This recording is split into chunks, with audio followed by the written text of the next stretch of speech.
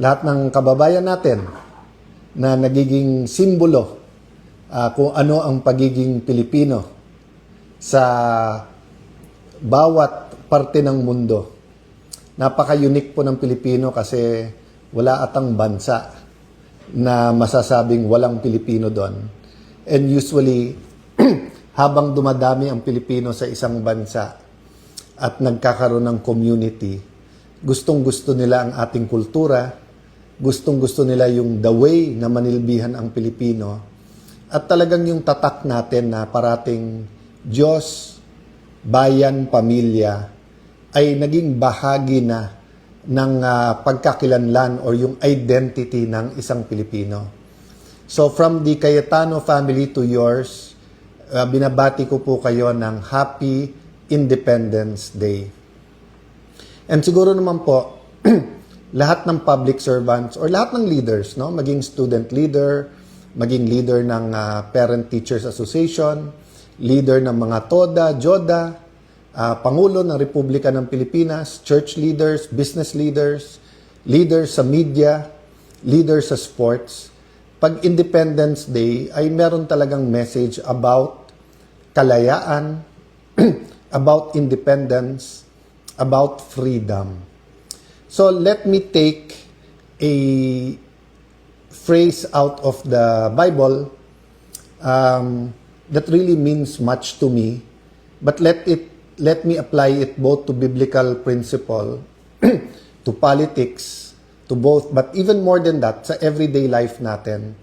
Meron pong biblical verse na nagsasabing, may verse po na nagsasabing, who will build a tower without counting the cost?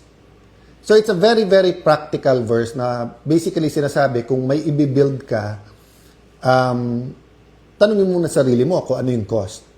And of course, during biblical times, hindi lang pera yon. Kasi ngayon, pag sinabing halimbawa, gagawa akong bahay, tatayo akong restaurant, tatayo akong hotel, or sabi nung church leader, magtatayo ako ng church, basically ang tanong, di ba, may pera ka ba? Kasi nga, with money, you can hire the architect, the engineers, you can get the best plans, you can buy the land, you can buy the cement, yung bakal, etc.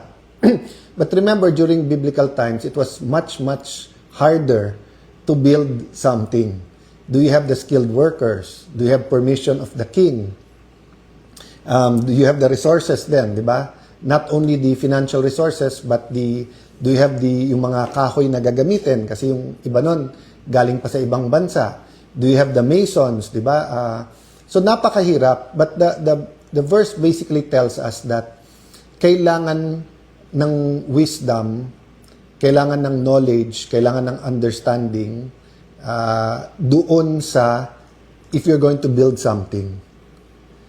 Going back sa history naman, whether as an elementary, high school, or lalong-lalo na college student, every time we talk about history, paulit-ulit sinasabi sa atin, di ba, na ang taong hindi alam ang kanyang pinanggalingan ay hindi makakarating sa kanyang paruroonan.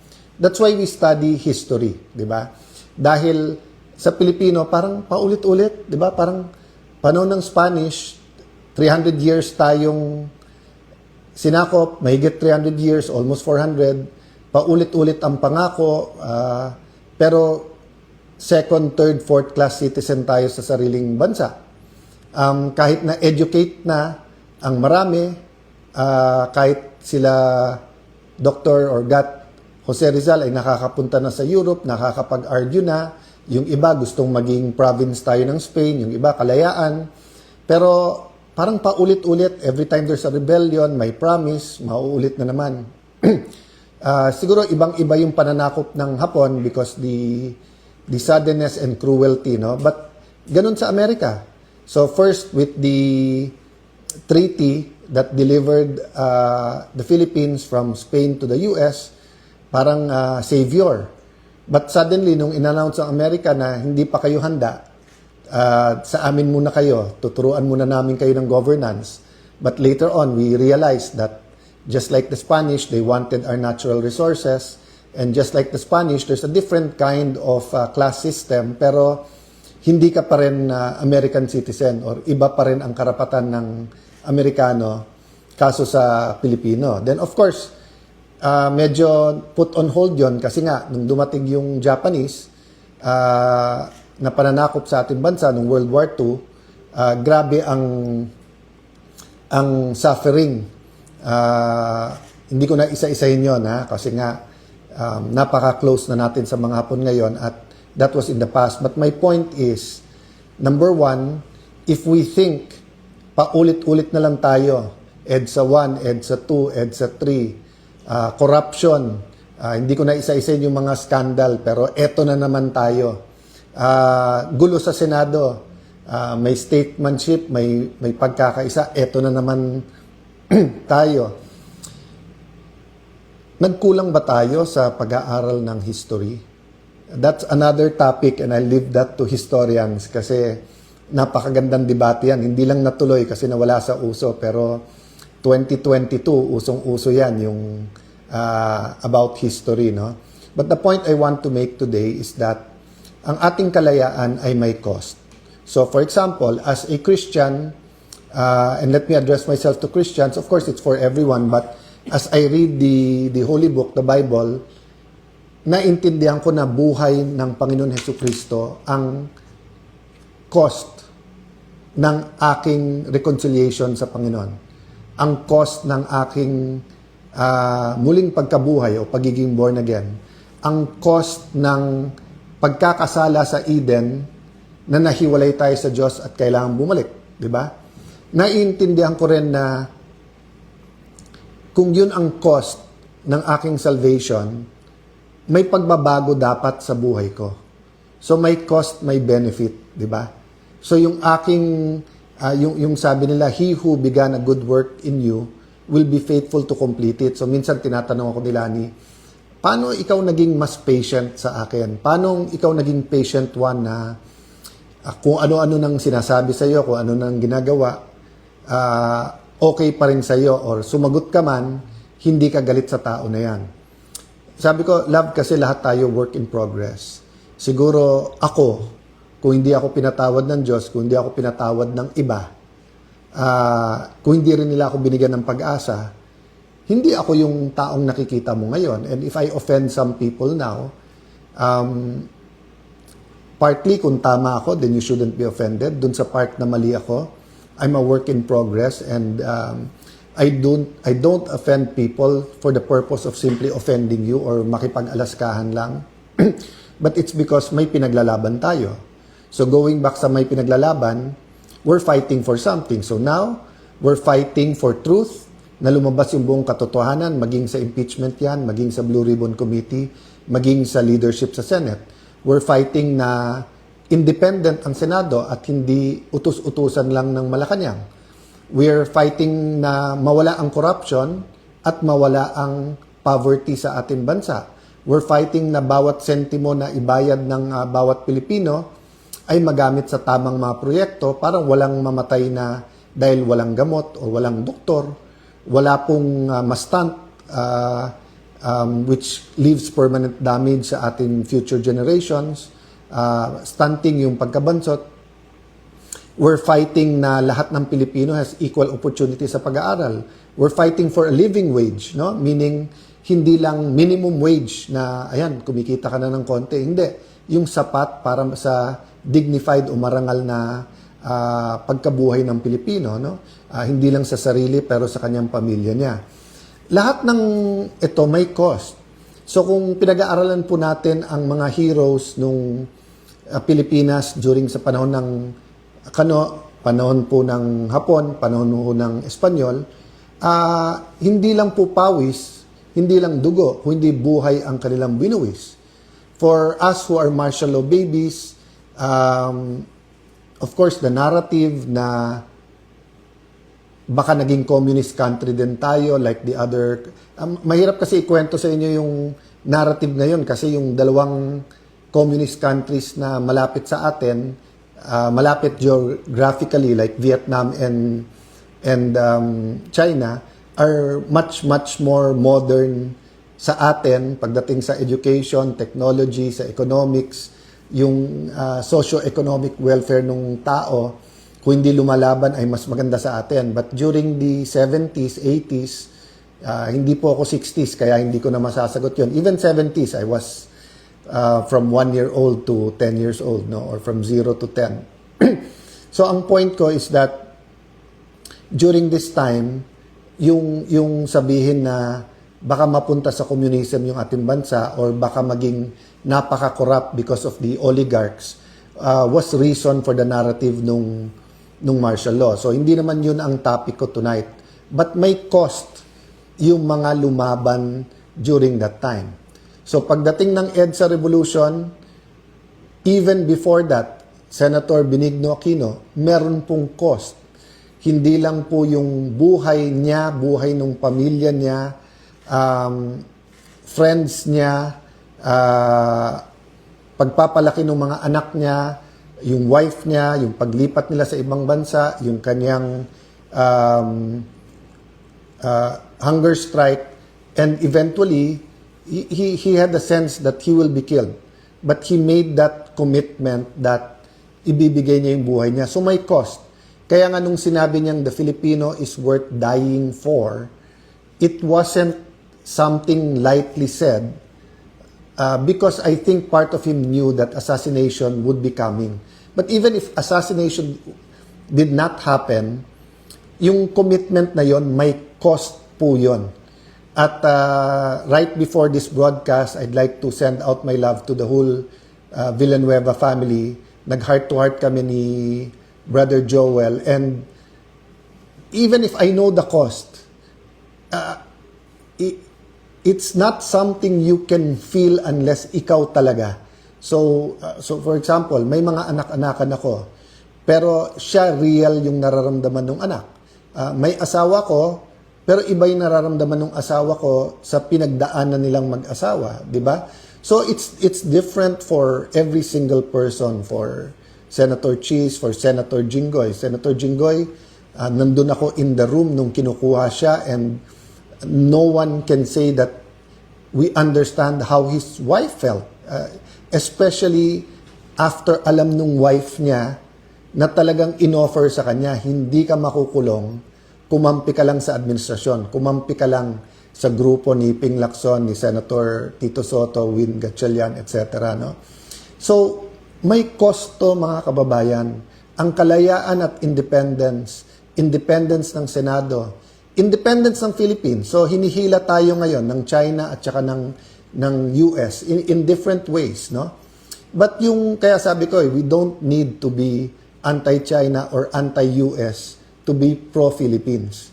You can be pro-Philippines without being anti-anyone. Kailangan lang independent ka. Hindi ka dependent kahit sa ibang bansa. That's what it means to be sovereign. Hindi ka kumukuha sa outside influence. That's what it means when we say God is sovereign.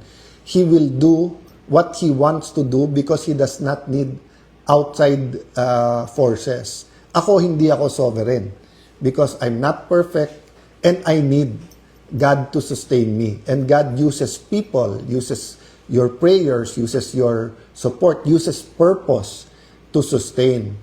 So the point I want to make today is that kung may cost ang independence, meron din pong cost kung hindi tayo lumaban, ha? Kung hindi lumaban ang ating mga national heroes during the Spanish time, it would have been harder during because there would not be reforms, and we might still be a colony to this day. Kung walang cost yung paglaban sa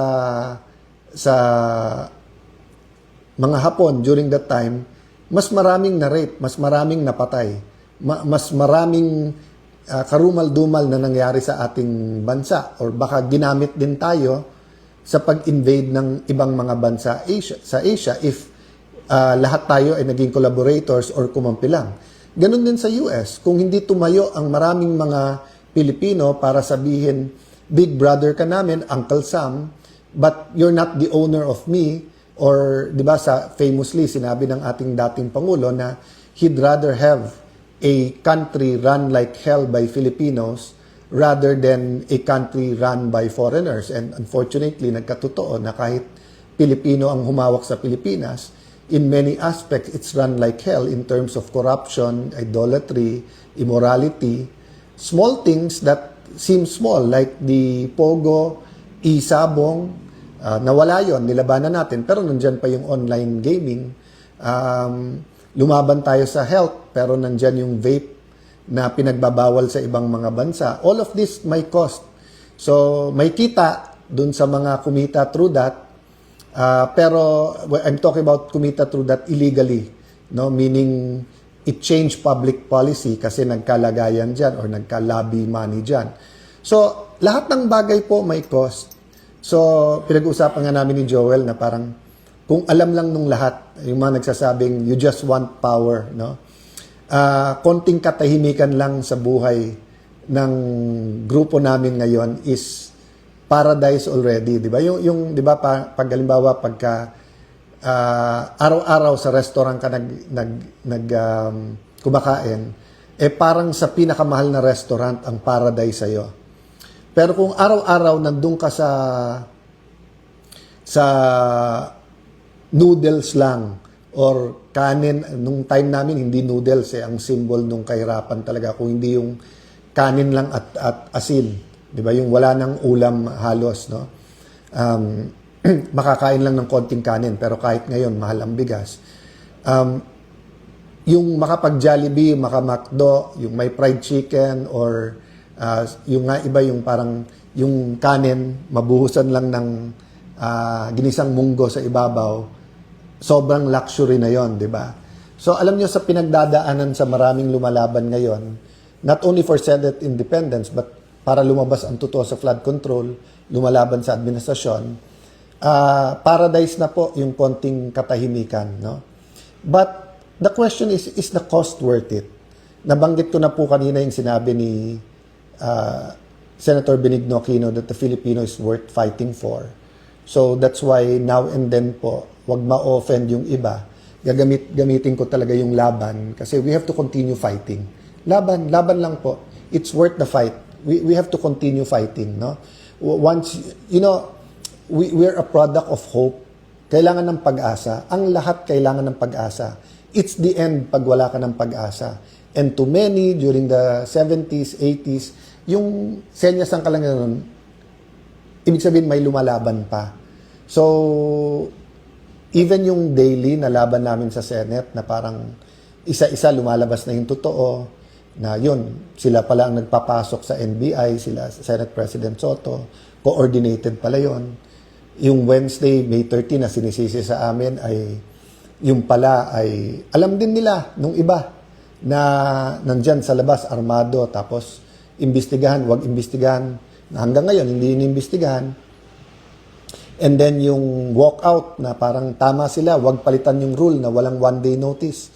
Ngayon, nakita nyo, binasura na yung rules, binabasura yung constitution, pinalitan yung rule kung sino magpre-preside sa impeachment.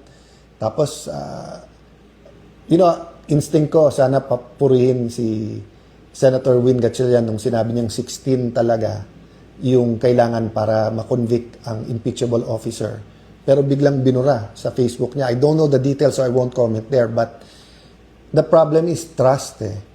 Sinabi din nila pa ulit-ulit, kung wala kayong 13, hindi nyo pwedeng palitan yung officers. Hindi lang yung Senate President. The officers are the head of OSAA, the Senate Secretary, Senate President Pro Tempore, which is Senator Loren Legarda, and the Senate President.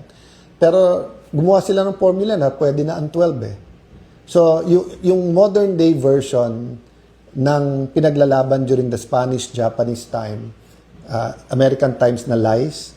So, during the Spanish times, yung di kayo organized, hindi nyo alam yung gobyerno, you don't know Christianity. So, all of that were partially true, but you didn't need to colonize a country to Christianize a country, di ba? So, yan, very clear yan. You didn't need to make people slaves, whether it's the African Americans or the kind of slavery they had in Asian countries. You didn't have to have slaves to say na it's in the name of Christianity or the name of good governance, di ba? So, yun yung modern version ngayon na 12 is 13. You need 13. But you can justify because you need the Senate and you need to cover up the flood control scam, di ba? So, my point is there is the trust. Ang trust, basta't nandyan, you can work kahit na enemy mo. Pero pag nawala yung trust, so once na paulit-ulit yung mga mananakop sasabihin, we'll give you your freedom, we'll give you your freedom, nakita mong binobola ka rin, di ba? So, ganun din, nung February, nung sinabi nila na wala kayong kaso kapag hindi nyo nilagay si Loren Legarda as Senate President, naniwala yung marami namin kasama. But then, nabuko nila, gagamitin na naman to sa impeachment. Paulit-ulit sinasabi sa amin na ang impeachment, impartial. Pero yung definition pala nila impartial, kailangan i-convict ang Vice President. So, nung lumaban at sinabing, wag lang si Loren, nung ako na nilagay, ayan na naman. Pagka umalis kayo kay Alan, wala na kayong kaso.